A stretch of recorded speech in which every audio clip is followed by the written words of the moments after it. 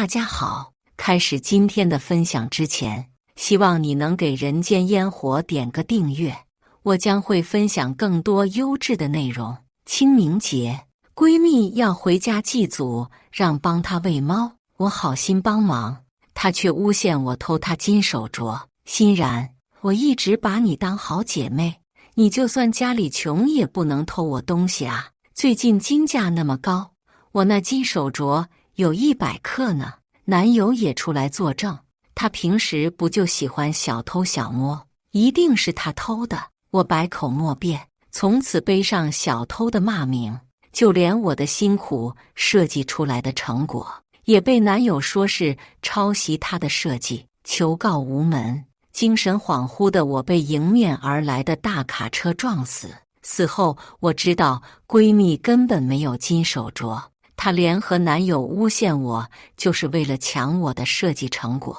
再睁眼，我回到了上门喂猫的这天。大家好，开始今天的分享之前，希望你能给人间烟火点个订阅，我将会分享更多优质的内容。欣然，你可别忘了帮我喂猫哦。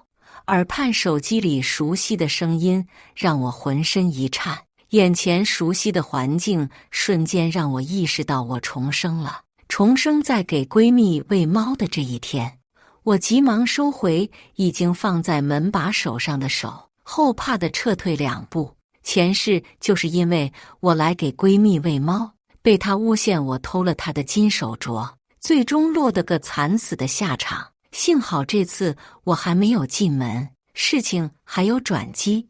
我急忙跑到楼下的数码店，买了个针孔摄像头。这一世，我要让你们都付出代价。重新回到张如雪的家里，我抱起团团一顿狂撸。张如雪这个人不怎么样，可她养的猫却乖顺无比，不管怎么撸都不会反抗。帮团团加了新的猫粮，这才带着铲的屎离开。晚上6点，门口传来急促的敲门声。上一世也是这个时间，张如雪和警察一起找上了门，他们的身边还有我的男友刘成河。打开门，场景跟上一世一模一样。我抬眼看向刘成河，他心虚地摸了摸鼻子。张如雪提出让我帮她喂猫的当天，我便询问了刘成河：成河，周末你跟我一块去如雪家喂团团呗，你不是也很喜欢猫吗？我凑到刘成河身边，笑着问他说，同事们都知道我跟刘成河是情侣关系，听到我这话都开始起哄。成河，小谢都开口了，你就陪人家去呗。王姐调侃出声。我故作害羞地看着刘成河，等待着他的回答。刘成河讪笑2声，我周末要回老家祭祖，欣然你就自己去吧。可回老家的他，现在竟然和张如雪一起出现在我家门口，思绪回笼。我故作疑惑地问道：刘成河，你不是回家祭祖了吗？他眼神闪躲，看向张如雪，警察叔叔，就是这个人偷了我的金手镯。张如雪指着我，义愤填膺道：我那手镯足足有100克，价值7万块。欣然，我一直把你当好姐妹，你就算家里穷也不能偷我东西啊！上一世我的听到这话，立马慌了神，陷入了自证中。可刘成河却淡淡的来了句：谢欣然，你平时不就喜欢小偷小摸的吗？拿了人家的手镯就赶紧拿出来。就因为他这话，警察断定是我偷了张如雪的手镯，让我赔给了张如雪7万块，这才了事。这一世，刘成河仍旧说出了这句话，可我却没有丝毫反应。警察同志，凡事要讲究证据，既然张如雪说我偷她的手镯，她得拿出证据才行。我倚在门框上，不紧不慢地开口。张如雪和刘成河对视一眼，看到了彼此眼中的慌乱。就是你，除了你去过我家，没有旁人去过。张如雪提高声音，一口咬定是我做的，缓缓勾起嘴角，皮笑肉不笑地看着他。你没有证据，我有。我将早已准备好的监控视频交给警察，证明了自己的清白。可张如雪却不想放过我。谁知道你录完视频有没有折返回去？我的金手镯丢了，就是你拿走的。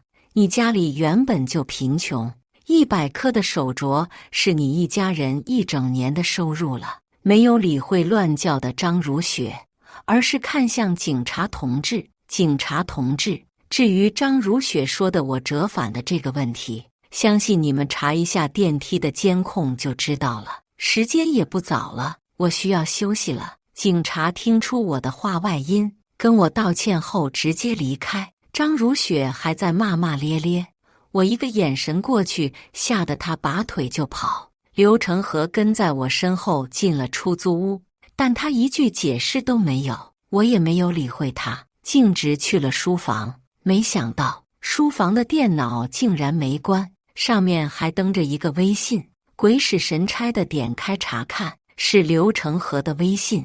此时他正跟张如雪一起抱怨谢欣然竟然如此戒备，竟然没有诬陷成功。我都能想到男友发这条消息时的神态，必定是咬牙切齿。成河哥，不要慌，他那设计成果肯定是你的，我们不是早就准备好了吗？明天就让他身败名裂。我急忙拍照，留好证据。出了书房后，刘成河便走进去。很快，他一脸慌张地走出来。欣然，你刚刚没有看我的微信吧？他结结巴巴地开口。我瞥了他一眼，摇摇头。顿时，刘成河松了口气。第二天，刘成河早早地出了门。我没有在意，今天便是汇报的日子。确保自己没有落下东西后，我这才出门。刚到公司没多久，领导便将我们召集到了会议室。今天是谢欣然展示自己设计成果的日子，这设计可是要拿去参赛的。谢欣然，你准备好了吗？领导一脸严肃地看着我，我急忙点头。得到允许后，我便开始讲解自己的设计。等我讲解到一半时，刘成河突然打断：欣然，虽然你是我女朋友，可你也不能直接照抄我的设计啊！他的眉头皱在一起，一脸痛苦地看着我。听到刘成河的这话，领导立马变了脸：谢欣然，你怎么能偷成河的设计？果然，没有查明来历的人就是不老实啊！老板厉声道。我知道领导为什么说这话。刘成河和张如雪进公司都是带着著名设计师 X 举荐信，而我却是通过了层层考核才进入公司。领导，公司现在什么阿猫阿狗都能进来了吗？张如雪无奈地叹口气。听到这话，领导立马慌了神，他刚要开口，便被我给打断。我不慌不忙地开口：领导，我有证据。所有人的目光都投向我，我淡定从帆布包里拿出移动硬盘。我有个习惯，那便是设计的时候会留痕，所有的设计过程都在这个硬盘里。打开硬盘的那一刻，里面却是一片空白。我下意识地看向了刘成河，他知道我有留痕的习惯，并且我的硬盘一直都放在书房。昨天他进书房的时候，肯定对我的硬盘动了手脚。心虚的刘成河再次摸了摸鼻子，随后他面不改色道：欣然，这一次我就原谅你，不能再有下一次了。可我却被老板臭骂一顿，连这点设计都能抄袭，人品肯定不怎么样。张如雪眼神一闪，添油加醋道：领导，谢欣然周末帮我喂猫，还偷走了我一个金手镯呢。谢欣然，你原来是个惯犯，赶紧滚出去！我公司不要你这种小偷。我看向领导，真情实意地问他：领导，你确定吗？滚！离开会议室时，我听到领导谄媚的声音：刘成河，下周的设计大赛，你就带着你的作品去参赛吧。转眼就到了设计大赛当天。刚走进设计大赛现场，熟悉的声音便从身后传来：“谢欣然。”是张如雪。下意识地皱起眉头，我不想跟他有接触，立马加快了步伐。谁知张如雪却不依不饶，她紧紧拉住我的衣袖，回头看去，她的身边站着刘成河。谢欣然，你偷偷溜进来干什么？张如雪厉声斥责我，她的声音吸引了其他前来参赛的选手，大家的视线都落在了我身上。你一个偷别人金手镯、剽窃别人设计的人，还有脸出现在这里？怕不是偷了旁人的入场券才进来的吧？我用力拽出自己的衣服，不想搭理张如雪，我快步离开。可张如雪却不打算就这样放过我。主办方在哪里？这里有个人偷溜进来，还不赶紧把人给赶出去？张如雪大声叫嚷着。刘成河也是一脸不赞同地看着我。欣然，你偷我的设计，被公司开除，算是得到了应有的惩罚。况且我不打算跟你计较了，可你现在出现在这里，实在是太不应该了。我沉默地看着面前的刘成河，想看看他的狗嘴里还能吐出什么象牙。谢欣然，我没有你这么不要脸的女朋友。当着大家的面，我宣布我们分手了。听到刘成河的这话，张如雪面露欣喜，其他围观的选手也纷纷向刘成河表示祝贺。这位兄弟分得好，有这么个女朋友，实在是降低你的身份。刘成河赞同的点点头。欣然，你该不会是想见一下 X 的真面目，所以偷溜进来的吧？刘成河一脸狐疑地看着我，你就死心吧啊 ！X 最看不上的就是偷窃之人。旁人听到这话，纷纷开始恭维刘成河。你认识 X 吗？刘成河一脸骄傲，那是自然。当初我能进入公司，还是靠着 X 的举荐信呢。我看着被吹捧到天上的刘成河，冷笑一声。他该不会是忘记他的举荐信是谁给他的吧？主办方的人终于赶了过来。你们怎么这么慢？张如雪不耐烦地开口。如果让这种人污了 X 的眼，你们担待得起吗？刘成河随即附和。他们都没看到主办方慌了的神色。主办方快步来到我面前，冲着我点头哈腰，一脸恭维。X， 您能大驾光临，是我们这场比赛的荣幸。此话一出，一片哗然，在场的人下意识地拉开与张如雪和刘成河的距离。张如雪则是一脸的不可置信：“这位先生，你在乱说什么？他可不是 X， 他只是一个小偷而已。”张如雪扯着主办方的衣服，急忙提醒，可主办方直接甩开了他的束缚，看都没看他一眼。他不是 X， 难道你是吗？主办方冷声对张如雪说。张如雪一愣，显然没想到主办方会这样对他，可他强撑着脸皮，依旧要拆穿我。我不是 X， 可这个女人肯定不可能是 X。她死死地盯着我，咬牙切齿道。我的身边瞬间围满了前来恭维的人，我下意识地皱起眉头，后退2步。主办方看出了我的不悦，急忙喊来保镖维持秩序。X， 我们给您准备了专用的休息室，请您跟我过来。主办方恭恭敬敬地对我说道。我点点头，刚要跟上主办方的步伐，却被人一把拉住。刘成河双目充血，目眦欲裂地看着我。欣然，你是 X？ 他不确定地问道。我满意地欣赏着他变色龙般的脸色，心里异常的爽。张如雪却上前挽住刘成河的胳膊。成河，他怎么可能是 X？ 我跟他做了这么多年的朋友，他是 X 怎么可能不告诉我？你别被他给骗了啊！是啊，我确实没有告诉张如雪，只因我知道张如雪这个人极度诚信。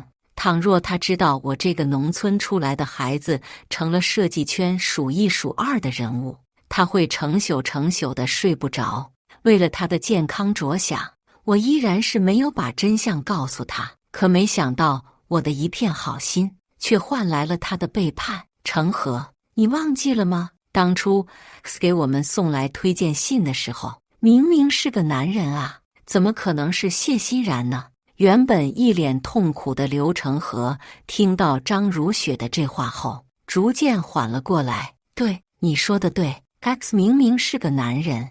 刘成河自言自语道。周围的其他人将两人的对话听得一清二楚，他们现在也开始怀疑我 X 的身份。这时候，不远处走过来一个男人，张如雪双眼放光，他戳了戳刘成河。成河， X 来了。刘成河肃然起敬，看向男人的眼神全是敬畏。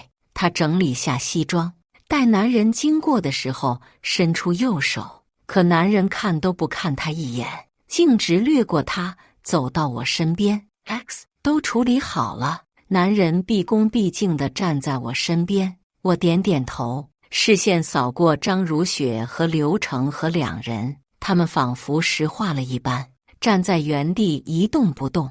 各位，这是我的助理小王，有什么想问的可以问他。说完后，我便跟着主办方的人来到了休息室。比赛现场，刘成河抽到的是第一个上台。刚上台，他特意看了一眼的名字，待他看清我面前摆着的是 X 时，他明显就慌了。我看到他用祈求的目光看着我，似是在求我放过他。他吞咽下口水，开始介绍他的设计。这是我做的设计，全程我都没有打断他。只见他介绍完以后，长舒一口气。就在各个评委开始打分的时候，我提出了自己的疑惑。请问这位选手，你是不是还没有介绍完？我提醒他说。台下的张如雪立马站了起来。谢欣然，你别以为你是评委你就可以为所欲为，不管怎样都改变不了你偷我金手镯的事实。此话一出，大家都开始议论起来。我示意助理拿出来了警察上门那天的监控。张如雪，我家的电子门锁可是带监控的，你在乱说我不介意送你去吃牢饭。我冷嗤一声。张如雪脸色瞬间惨白，她不敢再乱说，只能悻悻地坐了下去。我站在刘成河的身边，皮笑肉不笑地看着他。刘成河，你介绍完了吗？我又问了一遍。刘成河明显一愣，他压根不明白我的意思。他下意识地点头，反应过来后，他露出了后悔的神情。可为时已晚，你这个设计还可以这样。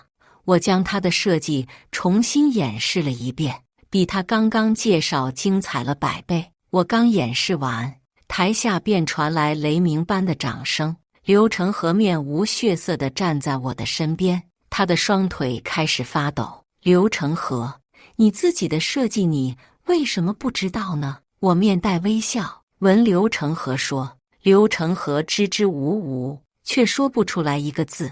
我冷笑一声，示意助理上台，因为这个设计是你偷的我的。这时候，助理将我早已备份好的设计过程拿上台。欣然，看在我是你男朋友的份上，求求你不要这样对我。刘成河紧紧拉着我的衣服，一脸哀求地看着我。你忘记了吗？刚刚你在大家的面前宣布我们已经分手了。我挑挑眉，用他的话回对他。欣然，我刚刚说的是气话，我最爱你了，怎么可能跟你分手呢？戏谑地看向张如雪，此时的她正用仇恨的目光盯着我。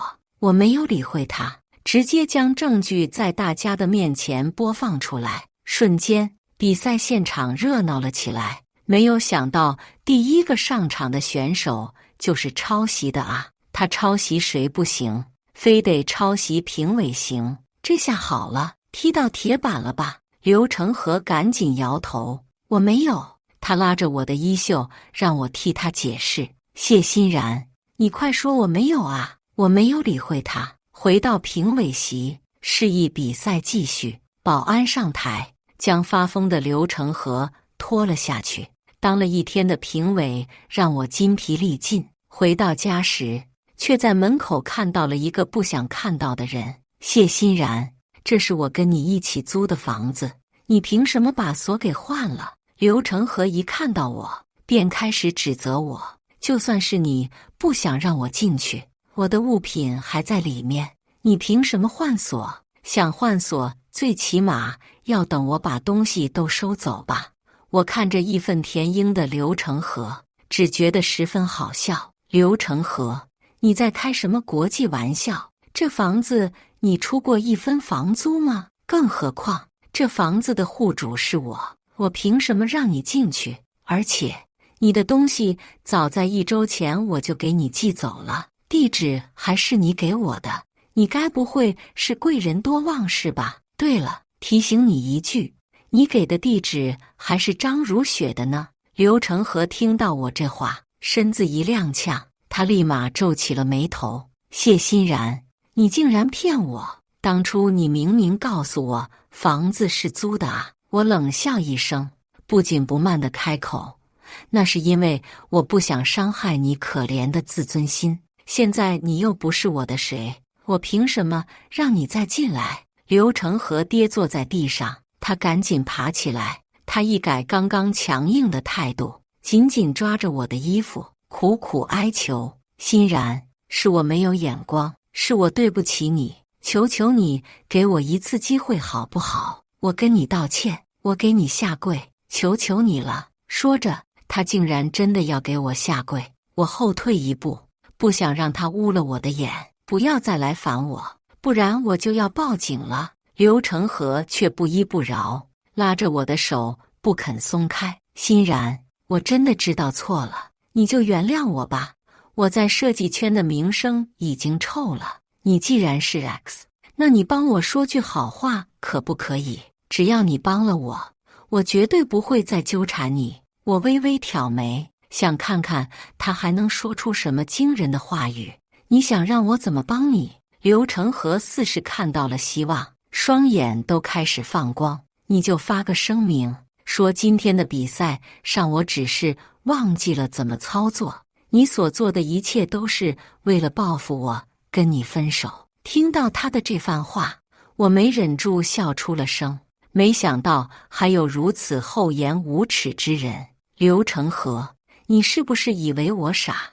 我这样发声明，不就相当于自己拆自己的台吗？刘成河见我没有上当，眸中闪过一丝狠毒，不过被他很快遮掩了过去。但我却懒得一清二楚，我心里一惊，生怕他对我做出不好的事情。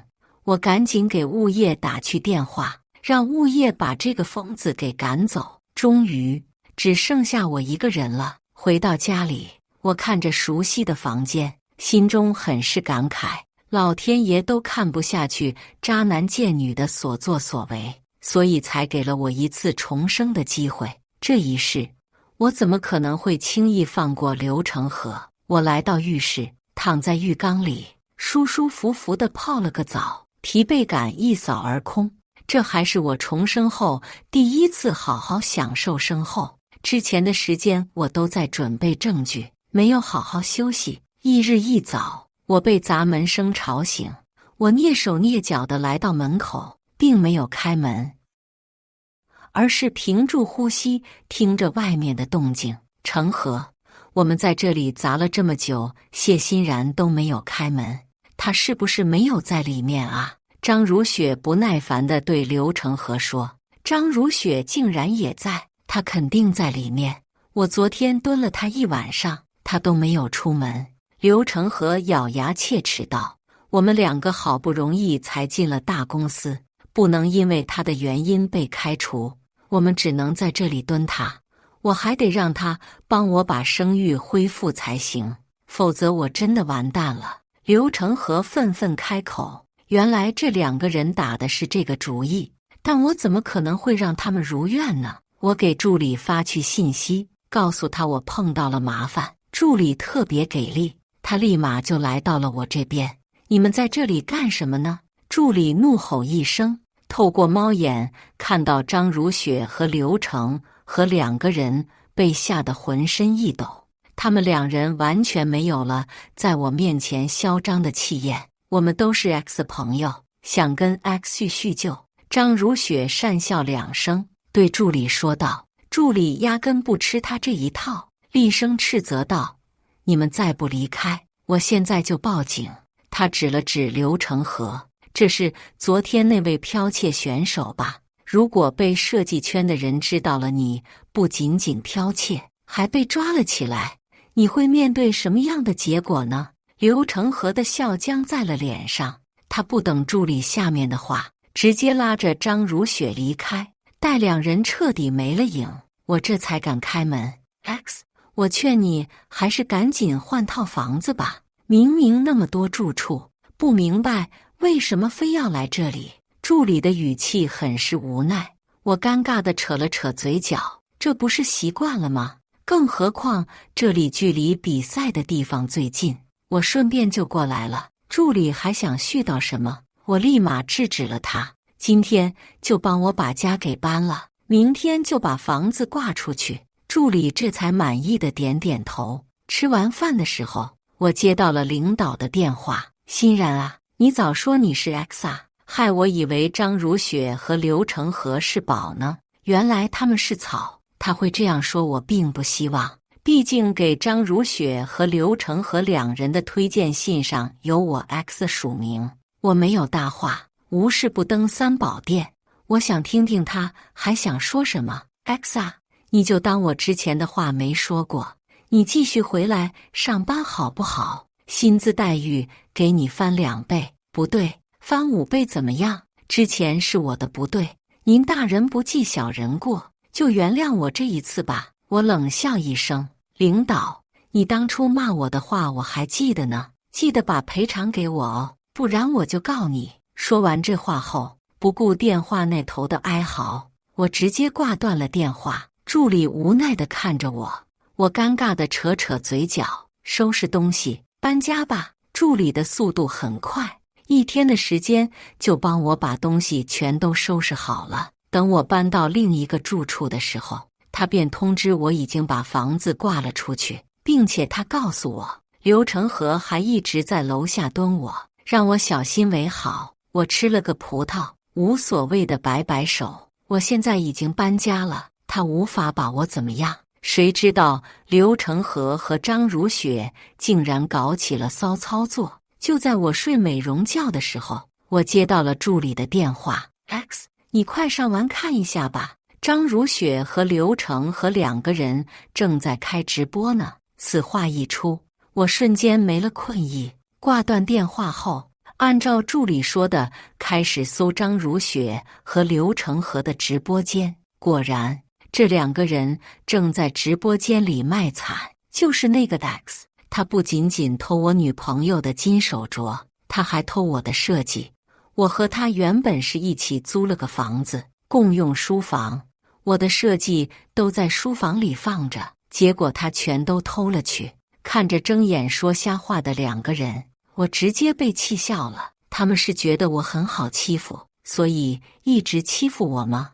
我还找了个当时跟我一起参赛的选手，他能帮我证明。下一秒，直播间里出现了一个熟悉的身影，是比赛那天帮着刘成河说话的那个选手。我能证明刘选手说的是正确的。当时身为评委的 X 利用自己的权利，将刘选手的设计占为己有。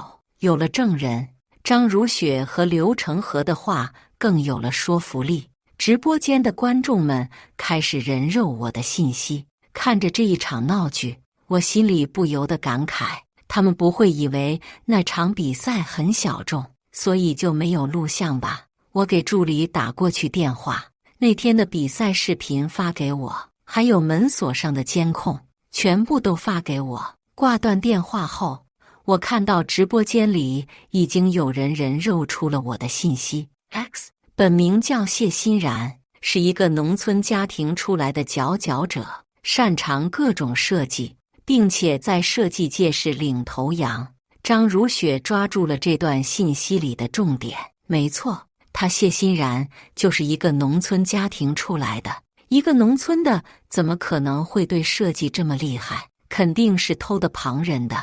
他就是因为自己是农村家庭，才把我的金镯子偷了。谢欣然，你不仅仅要跟我们道歉，你还要赔偿我7万元。说着，张如雪拿出来了一份发票，上面写着7万元整。只不过这个发票一眼假，他骗一下不懂行的人还可以，可直播间里还是有懂行的人。这位女主播，你的发票不对劲啊！楼上的我看着也不对劲。张如雪和刘成河也发现了这些弹幕，刘成河急忙催促着张如雪把发票收起来。张如雪心虚地将发票收了起来，不再提发票的事情，而是一口咬定我偷了他的金手镯。收集好证据后，我也开了个直播。原本张如雪和刘成河的直播就引起了很大的舆论，现在我一开播，立马涌过来许多看热闹的人。主播，我们也不是无脑的人，只要你有理有据，我们会自己判断的。看到网友的这句话，我心里一暖，原来网上还是有理智的网友存在的。我将所有证据一一摆出，也将警局那边帮我开的无犯罪证明晒了出来。如果刘成河依旧坚持自己是原设计人，他当时为什么没有说出来设计的最大亮点？不可能是因为紧张，毕竟他上台的时候一副信心十足的样子。此话一出，直播间的网友们再次跑到了张如雪和刘成河的直播间，网友们开始质问这两个人。 X 已经拿出来证据了，你们两个的证据呢？张如雪和刘成河明显慌了神，他们似乎没有想到我会亲自开直播。毕竟在现实生活中，我是一个多一事不如少一事的人，可即便是我不争不抢，也不代表我可以任人宰割啊！我再次放出了一个猛料，刘成河在直播间说和我合租，简直是无稽之谈，他连事实都不敢承认。当初我跟刘成河是情侣，不然我是不会允许一个陌生人跟我住在一起的。还有，他和张如雪能进公司，是因为我给他们两个人写了介绍信，可是他们两个不知道什么时候背叛了我，他们在一起了。听到我这话，网友们再次去张如雪和刘成河的直播间跟他们对峙。不过我很佩服他们，竟然能一直坚持着不下播，跟我想的一样，他们咬死都不承认出轨的事情。谢欣然，你不要血口喷人，我和刘成河在一起的时候，你们已经分手了。我一直都在看他们的直播，在看到张如雪说这话的时候，我没忍住叹了口气。都到这个时候了，张如雪竟然还在死鸭子嘴硬。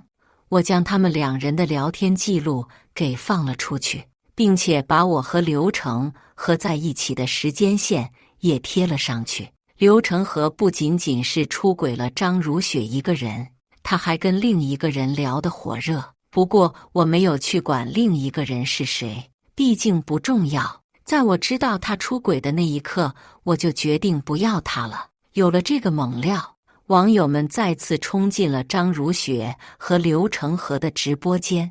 原本还信誓旦旦的张如雪，看到网友们的评论后，立马质问刘成河。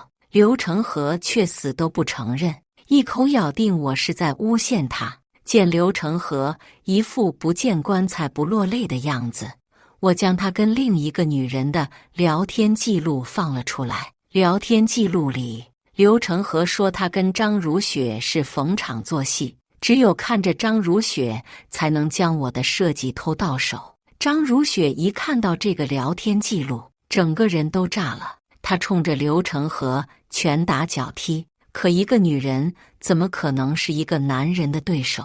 原本还在忍耐的刘成河再也忍不住，冲着张如雪挥起了拳头。幸好他们找来的证人一直都在，他急忙将张如雪救了下来。你们两个够了， X 那边放出来的证据都是真的，对不对？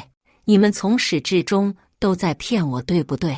你们还说保证我能进你们的公司，可你们还是凭着 X 的推荐信才进去的啊！你们让我得罪了 X， 我以后怎么办啊？吃瓜的网友们听到这话后，都让他把事情说出来，他也没有再藏着掖着，将张如雪和刘成河找他做伪证的事情说了出来。这下张如雪和刘成河被锤得死死的。这时候，我的直播间里多了一条评论：这个女人好眼熟啊，她是不是虐猫啊？到这个评论后，我的心提到了嗓子眼。团团那么可爱，她竟然虐待团团。此话一出，另一个网友也站了出来。他来我这里买过很多次安眠药，他说他的猫不听话，要给他的猫吃安眠药。还有网友也出来证实，我跟他是一个小区的，他曾经虐待流浪猫，被我看到了。我呵斥以后，他才不情不愿地离开。张如雪见自己的罪行被一条条揭露出来，吓得立马关了直播。我看到张如雪的这个举动，便知道网友们说的话全是真的。这一次，我拨打了报警电话，警察同志，有人对我造谣诽谤。警察来得很迅速，他们很快锁定了张如雪和刘成河的位置。这两个人竟然是在张如雪的家里直播。我提出跟着警察一起过去，警察也同意了。很快，张如雪和刘成河便被警察逮捕了。警察冲进张如雪家的时候，他正和刘成河扭打在一起。刘成河原本只看到了我，没有看到警察，他疯了一般向我冲过来。谢欣然，都怪你，现在老板把我给炒了，你开心了吗？你去死吧！看着冲过来的刘成河，我并没有躲闪，他还没有碰到我，便被警察给控制住了，又多一条罪名。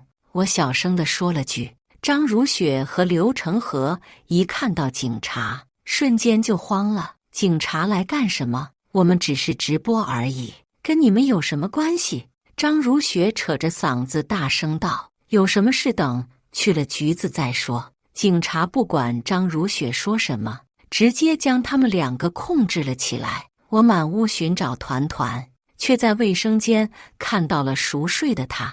一想到直播间的网友说张如雪给团团吃安眠药，我就恨不得撕了张如雪。我强压着脾气，抱着团团来到警察面前。警察同志，既然张如雪被你们抓起来了，这条猫也没法自己生活，我能不能带走啊？警察同志看了一眼团团，点头同意。没想到你这么有爱心，被警察同志这么一夸，我竟有些心虚。毕竟我来这里就是为了能养团团。将团团抱走后，我第一时间带着他去了宠物医院检查身体。团团吃了大量的安眠药，所以才会一直酣睡。他的身体没有什么毛病，只不过太瘦了，得精心喂养才行。医生说这话的时候，语气中充满了同情。我连忙应声，给团团买了许多猫罐头和猫条。将团团带回家后，我这才知道网友们都很关心团团的现状。我将医生告诉我的情况跟网友们说了一下，大家都在劝我好好对待团团。我肯定会好好对待团团的，我最欢的就是团团了。我回复网友说，网友生怕我会虐待团团，让我每天都要发布一个关于团团的视频。在网友的威逼利诱下，我当上了宠物博主。和团团相处久了以后，我才发现团团根本不像张如雪说的那般调皮。只要团团吃饱喝足后，他便会躺在阳光下懒洋洋地晒太阳。张如雪之所以那样说，怕是他一直都没有让团团吃饱，所以团团对他有敌意。后来有设计比赛再次邀请我去当评委，我毫不犹豫地拒绝了。主办方问我理由，我拍了张团团的照片发过去。